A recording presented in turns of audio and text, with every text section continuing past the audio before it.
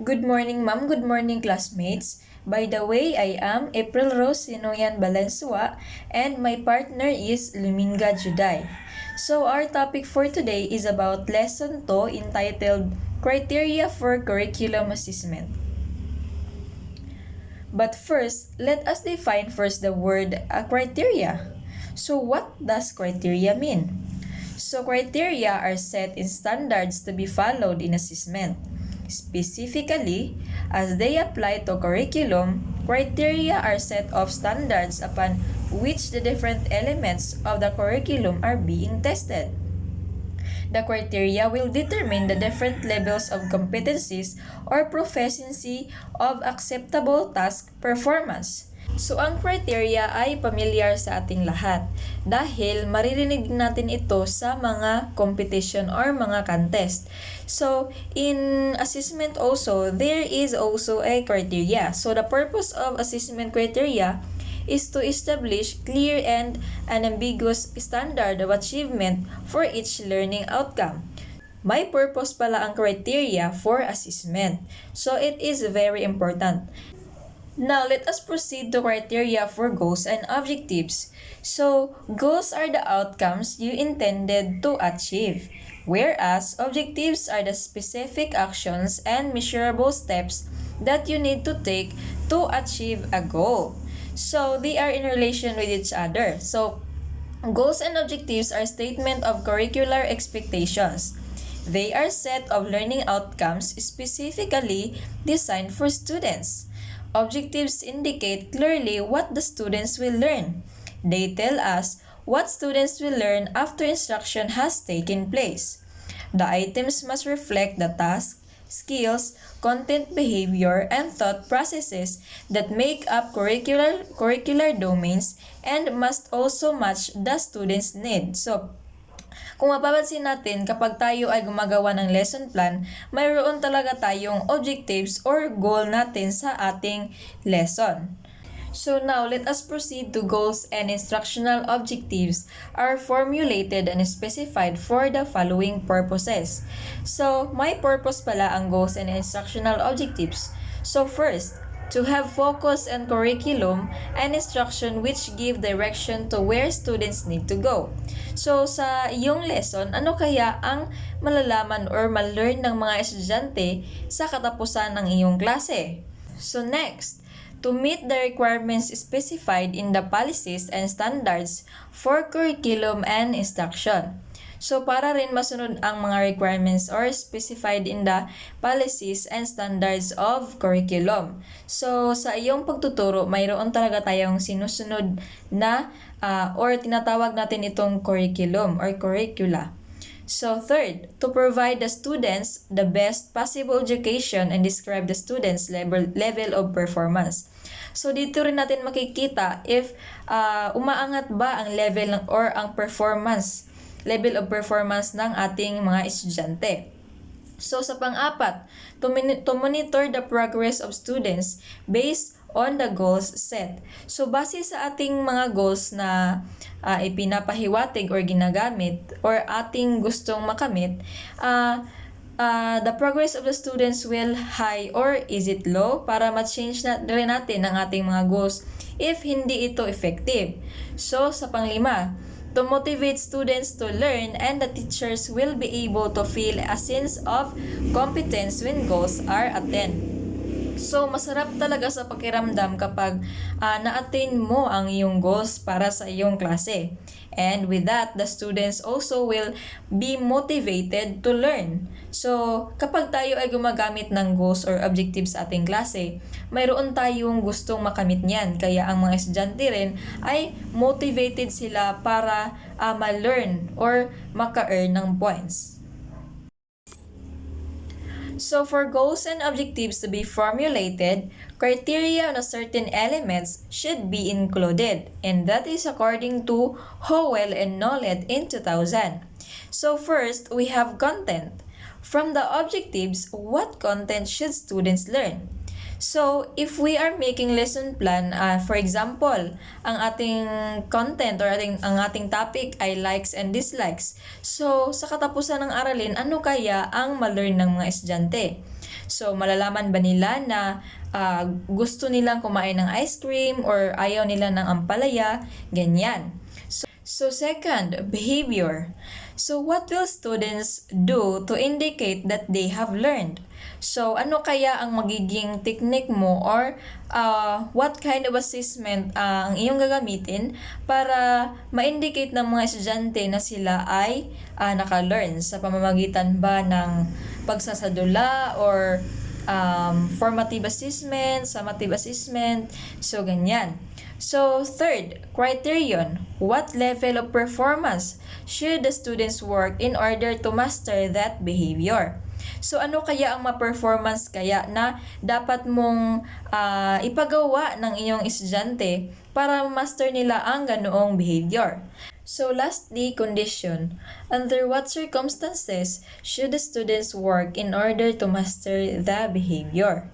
So, ano kaya ang magiging mangyayari or ng mga estudyante sa pagmamaster ng ganitong behavior? On that kind of behavior you used. So first, we have syntactic correctness. So are the adjectives syntactically correct? So one of the first ways people think of to tell if an object is good is to look at it to see if it has all parts. So just like instructional objectives, teachers need to include logically the elements, the content, behavior, criteria, and conditions. So kapag tayo ay gumagawa ng objectives sa ating lesson plan, kinakailangan na well-arranged ang ating mga words na ginagamit. Dahil ito ang pinaka-importante sa ating lesson plan, ang objectives. Second, compliance with legal requirements. So, do the objectives comply with the legal requirements of the course of subject? So, in compliance with legal requirements, there should be a direct relationship between the annual goals and the student's present level of educational performance. So, the annual goals should describe what the learners can reasonably be expected to accomplish within a given period and given appropriate instructional resources. So, short-term instructional objectives should be stated so clearly so that it obvious how we should measure to see if the objectives are met. The objectives should describe a sequence of intermediate steps between a child present level of educational performance and the annual goals that are established. Third, we have the stranger test. So, though the objectives pass the stranger test, so goals and instructional objectives must be measurable so that their status can be monitored. This does not mean that they need to derive from or link to published tests.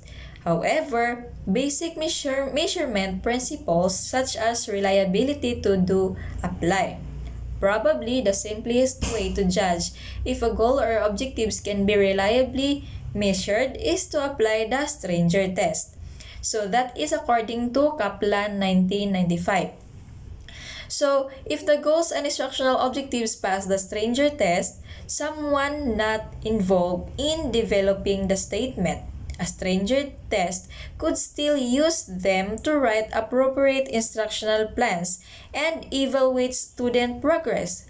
Obviously, a stranger could not reliably do so unless the goals and objectives were written in a sufficient observable form is using behavior. Knowing the answer is hard to measure because knowing is not directly observable. But writing the answer is easy measure because writing is a behavior. So fourth, we have both knowledge and behavior are addressed. So do the objectives address both knowledge and behavior? The stranger test and the need to specify the instructional objectives in terms that are measurable raise an issue that has proven to be disconcerting to many educators. If it is confusion of knowledge and behavior, this confusion seems to arise because although it is a knowledge that we are most often trying to transmit, we need to see behaviors to know if we have succeeded. The statement of behavior must be in an objective to provide a measurable indicator of learning, but it is the learning, not the behavior, that is of primary importance to most teachers. Therefore, when the correct spelling of science vocabulary, they are not teaching the students to write. They are trying to increase knowledge of spelling. Although it asks to know if the knowledge has increased, it is a mistake to focus only on the behavior. In fact, it would be a mistake to produce an objective that requires writing for a students who can't write, unless your goal is to produce writing. So fifth, we have the SOA test.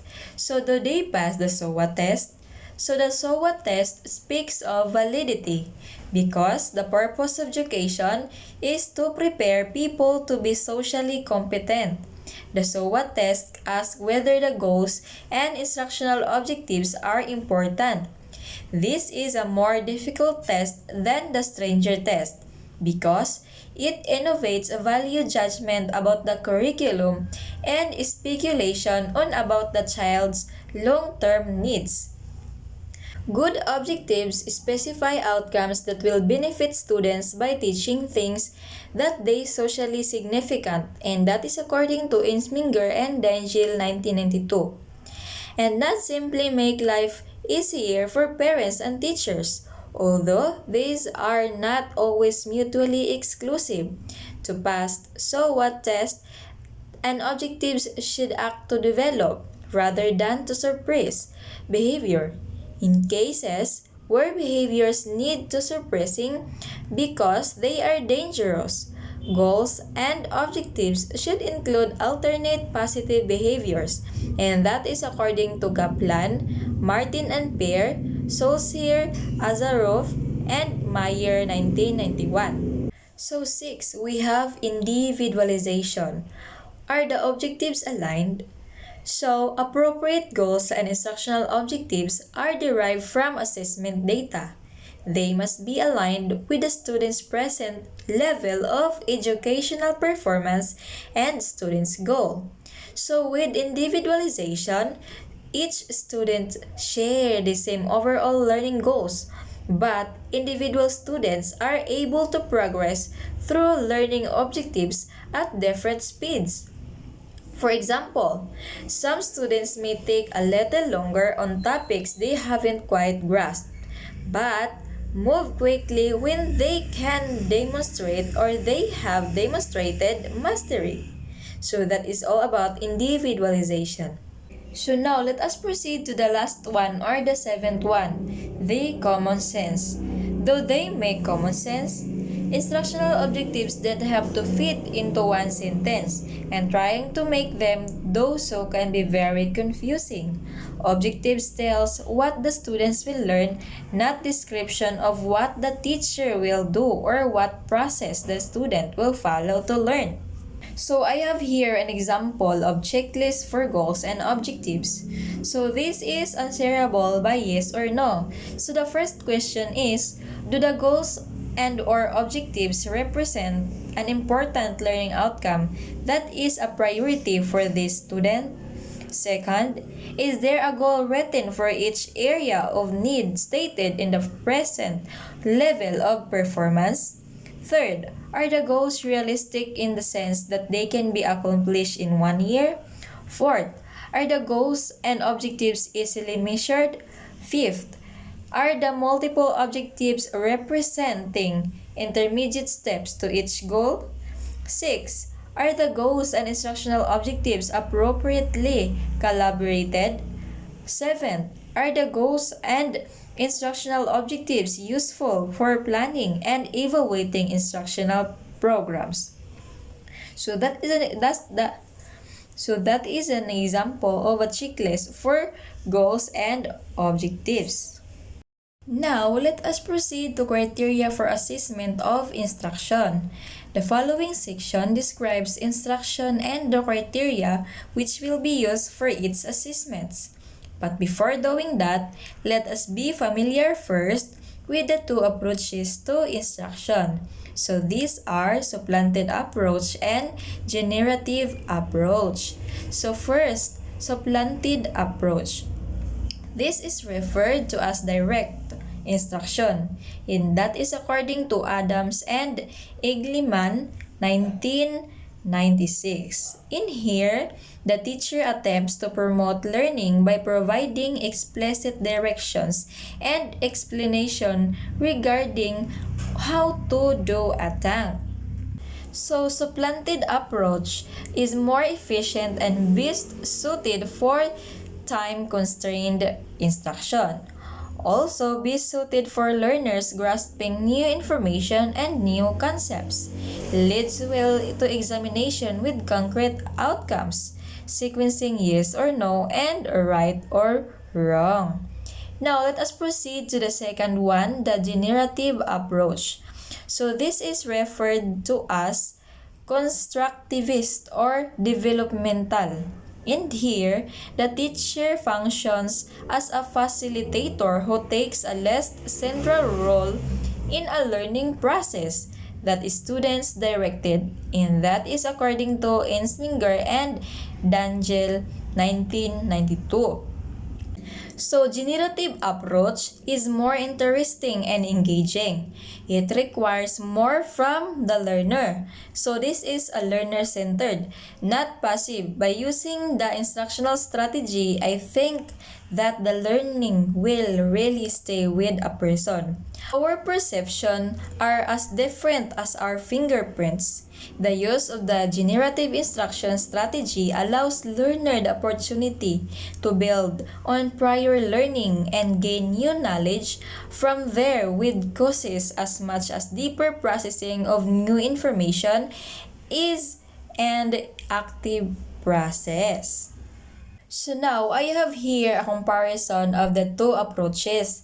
So, let us compare the generative approach and supplanted approach. So, for example, the attribute, buzzwords used by proponent. So the generative approach are constructivist, developmental, top-down, holistic, authentic, meaning-based. So the supplanted approach are direct instruction, teacher-directed, mastery learning, task analytic, competency-based, and effective teaching.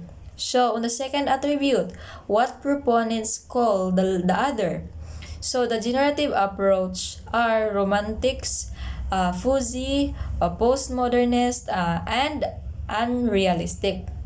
So, the supplanted approach are reductionist, drill and kill, dogmatic, and unauthentic. So, in underlying beliefs about what is taught, so the generative approach are students construct their own understanding. When learning is contextualized, students will identify what they are ready to learn. So, in supplanted approach, the skills that students need to learn can be derived from an analysis of the social demands placed on them. So next, underlying beliefs about how learning occurs. So the generative approach is learning is socially constructed. Students link new information to prior knowledge when provided opportunities to observe or experience. So the supplanted approach is learning can be induced through instruction that builds explicit links between new information and prior knowledge. The next, underlying beliefs about how to teach. So the generative approach are learning is developmental and occurs much the way early language is acquired. And teachers take a hands-off approach and seek to provide a meaningful context in which learning will occur naturally. In supplanted approach are when learning does not occur, it can be facilitated by building it from the bottom up through teaching or prerequisite sub-skills. And teachers take a hands-on approach by structuring lesson and providing explicit direction. And for the last one, common error made by proponents. In generative approach, it is creating interesting classroom activities but failure to link these activities to learning outcomes and too much emphasis on larger ideas, not enough emphasis on the components. In supplanted approach are by focusing on specific learning outcomes, they may fail to attain to other equally important interests and topics. And too much emphasis on the components, not enough emphasis on the larger ideas. So that is the comparison of the two approaches, the generative approaches and supplanted approaches. Good morning once again. So the guidelines for selecting appropriate instructional approach are presented in table 3 below. So these are the table. So the student in select the generative approach when has considerable prior knowledge, has adaptive motivation patterns, experiences consistent successes on the task, while the select supplantive approach when has little prior knowledge of the task, has non-adaptive motivational patterns, experiences repeated failure on the task. That task in select the generative approach is simple for the student, is well defined, can be completed using a general problem-solving strategy, is to understand but not necessarily apply what is learned. In some supplantive approach is complex, is ill-defined, has missing information, requires to use of task-specific strategy, is pivotal to the learning of subsequent tasks, must be used with a high level of proficiency. The setting in generative approach allows plenty of time to accomplish outcomes, places priority on experiences and activities. In supplantive approach, time allowed to accomplish outcomes is limited, places priority on task mastery. Curriculum criteria. Curriculum criteria are guidelines on standards for curriculum decision-making. The objectives of a curriculum or teaching plan are the most important curriculum criteria, since they should be used in selecting learning experiences and evaluating learning achievement. The criteria are stated in the form of questions as follows. So, curriculum criteria, kuan dyan na siya o kanang mao ni siya kanang guidelines. So kuan kanang this is important kay mao ni siya kanang like sa objectives diri jud ka mag-base jud ka ana dia ka magkuan maka-experience kag kanang learning experiences to evaluate maka-evaluate kag kanang ma-evaluate nimo ang mga kuan mga learn. So the criteria are stated in form of question as follow. Have the goals of the curriculum or teaching plan been clearly stated, and are they used by teachers and students in choosing content, materials, and activities for learning? So kanang kung kuan ka kanang as a kanang kuan sa curriculum na na siya goal mag-state jud ka na sa isa ka kuan, mag-choose jud ka nag isa ka kuan butang mag-focus ka ana 2. Have teachers and students engage in students-teacher planning in defining the goals and in determining how they will be implemented. So, ang teacher ug students, kuan na kanang i-engage ang mga students kanang magplano sa kanang kung unsay kanang padulngan ana nga mga kuan, unsay goal. 3. Do some of the planned goals relate to society or the community in which the curriculum will be implemented for the teaching will be done. 4. Do some of planned goals relate to the individual's learner and his, her, or needs, purpose, interest, and abilities. So, nakay plan, nasad kay goal. Kanang kuan mo i-relate nimo din napud siya kanang kuan bitaw na siya purpose, kanang napsad siya interest. 5. Are the planned goals used as criteria in selecting and developing learning materials for instruction? Dapat naadjud kay kanang criteria para dito sila mag-base na sila kanang mga na sila instruction. So 6. Are the planned goals used as criteria in evaluating learning achievements in a further planning sub-goals and activities? So, according to Haas and Parquet, 1993, individual differences, flexibility, and systematic planning are criteria that depend in part on knowledge of the different approaches to learning. The criterions are as follows. So, does the curriculum or teaching plan include alternative approaches and alternative activities for learning? So, ang curriculum or teaching plan, nag-include siya sa alternative approaches and alternatives activities for learning.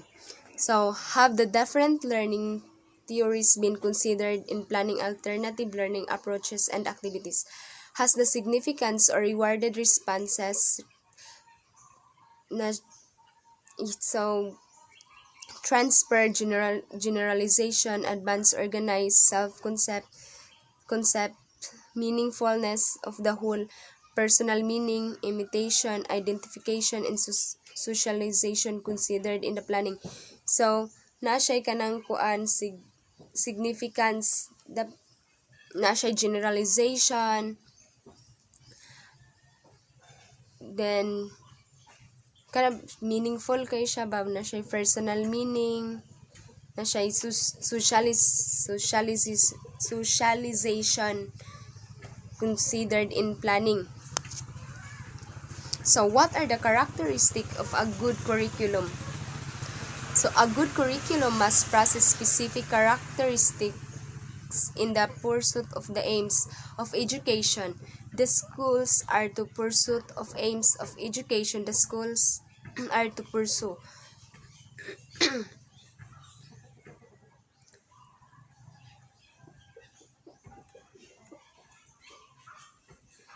So, the curriculum is continuously evolving.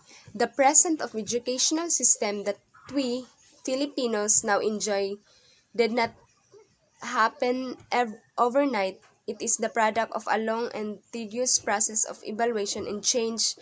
So, it involves from one period to the present.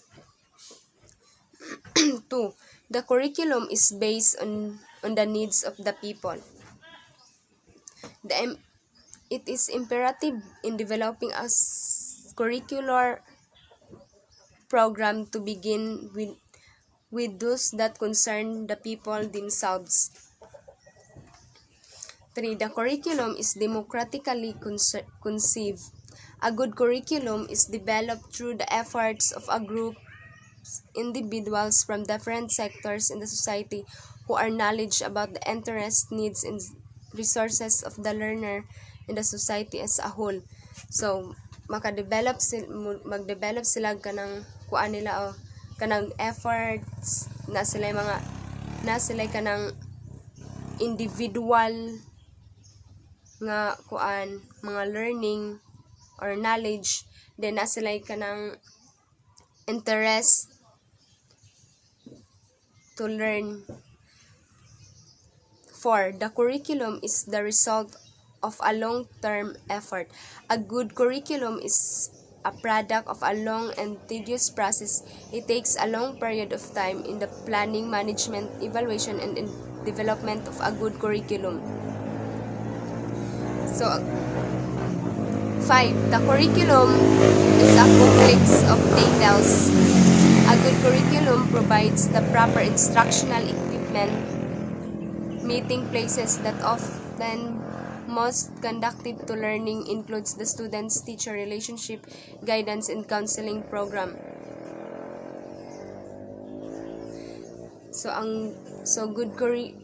A good curriculum mag-provides na siya kuan mga instructional equipment,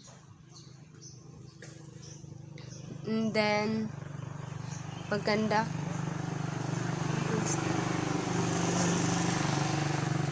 6. The curriculum provides for the logical sequence of subject matter.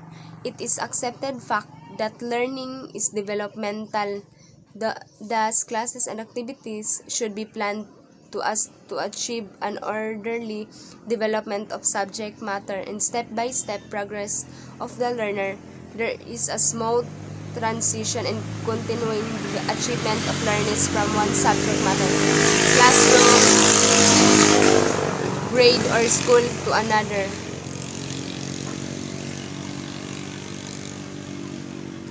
So, sa mga activities, kanang i-plan dyan na nila na sila kanang mga activity, na sila kanang kuan ba, magplano sila, then sa sige nilang kuan, ma-achieve nila ang ilhang kuan, ma-develop nila ang mga kuan o magka-develop sila kanang laing kanang ma-learn nila. A good curriculum provides continuity of experiences. 7. The curriculum complements and cooperates with other programs of the community. The curriculum is responsive to the needs of the community. The school offers it assistance in improvement and realization of ongoing programs in the community. There are cooperative efforts between the school and the community towards greater productivity. So, para in curriculum complements and cooperates with other program of the community, dapat na sila kanang kuan dyan na sila kanang na sila cooperative, mag-effort sila in school community towards greater in productivity. 8. The curriculum has educational quality. Quality education comes through the situation of the individual's intellectual and creative capacity for social welfare and development. The curriculum helps learner to become the best thing can possibly. Then, ang curriculum support system is secured to augment existing sources for the efficient and effective implementation. 9. The curriculum has administrative flexibility. A good curriculum must be ready to incorporate changes whenever necessary. The curriculum is open to revision and development to meet the demands of globalization, the digital age. So, what are marks of a good curriculum? Here are some of marks of a good curriculum which may be used as a criteria for evaluation purposes given by J. Galen Saylor. 1. A good curriculum is systematically planned and evaluated. A definite organization is responsible for coordinating planning and evaluation. So, not kanang responsive kanang magkuan sila kuan o responsible kanang responsible sila ba, then mo coordinate sila sa planning and evaluation. Steps in planning and evaluation are logically defined and taken. Ways of working utilize the contribution of all concerned. So dapat kuan jud o kanang i-utilize nila ang kuan nila ilahang mga concern. 2. A good curriculum reflects adequately the aim of the school. The faculty has defined comprehensive educational aims. The scope of the curriculum includes areas related to all stated aims. Each curriculum opportunity is planned with references to one or more aims. So ang curriculum jud magkuan jud na siya mag plan jud kaana para makuan nimo makuan nimo ang goal. In plannings, curriculum opportunities from year to year in each area, teacher consider the total scope of aims. A good curriculum maintains balance among all aims of the school. The curriculum gives attention to each aims commensurate with its importance. The total plan of curriculum opportunities in basic areas, school activities, and special interests reflects careful planning and with respect to all aims.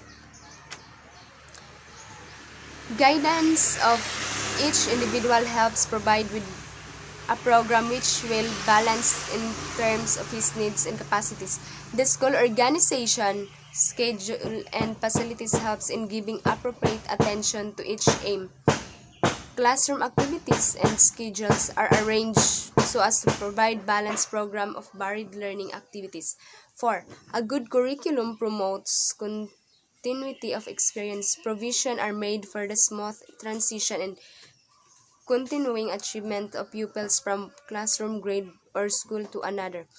Curriculum plan in area which extends over several years are developed vertically. Classroom practices given attention to the maturity and learning problems of each pupil. Cooperative planning and teaching provide to exchange of information about pupils' learning experiences.